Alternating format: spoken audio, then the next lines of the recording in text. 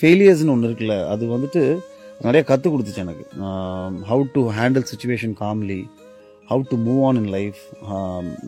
ஒரு ஃபெயிலியர் கொடுத்தாச்சு, சரி அடுத்து இதுலேருந்து நம்ம மீண்டு எப்படி வரணும், அதுலேயே இல்லாமல் தேங்கி நிற்காமல் அடுத்து எப்படி வரணுங்கிறது வந்து சொல்லி கொடுத்தது ஃபெயிலியர்ஸ் தான். I think failures are very important in life. அதுதான் வந்துட்டு நம்மளை வந்துட்டு ரியாலிட்டி செக் பண்ணிகிட்டே இருக்கும், தட்டி வச்சுக்கிட்டே இருக்கும்.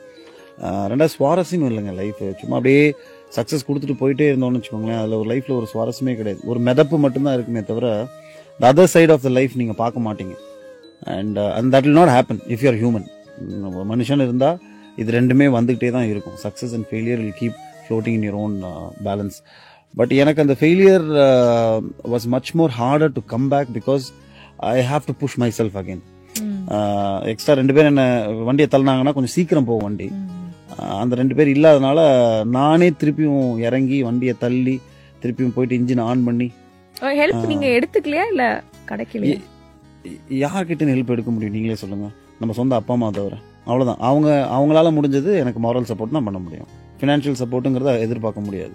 ஃபினான்ஷியல் சப்போர்ட் பண்ணுவாங்க, 3 வேளை சோறு போடலாம். ஒரு படம் ப்ரொடியூஸ் பண்ணு போய் சொல்ல முடியாதுல்ல நம்ம. So that is the reality. So அது எனக்கு திருப்பியும் ஒரு விஷயம், நம்ம ஃபெயிலியர்லேருந்து திருப்பியும் ஒரு காம்பினேஷனை பிடிச்சி, ஒரு ப்ரொடியூசரை பிடிச்சி அந்த கதையை கேட்டு வரதுக்கு இட் டேக்ஸ் டைம்.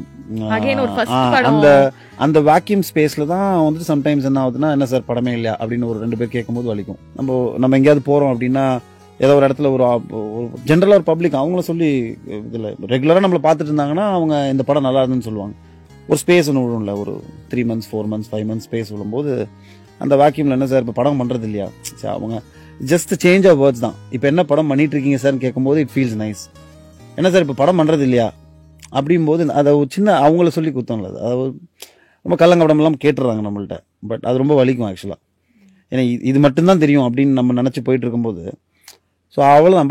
பட் அதுதான் சொல்கிறேன், இதெல்லாம் தான் லேர்னிங் கர்வ் ஆக்சுவலாக. இதெல்லாம் அப்படியே நம்மள தட்டி ஒரு ஸ்டேஜுக்கு மேலே you become so hard inside and you see everything in a very positive way.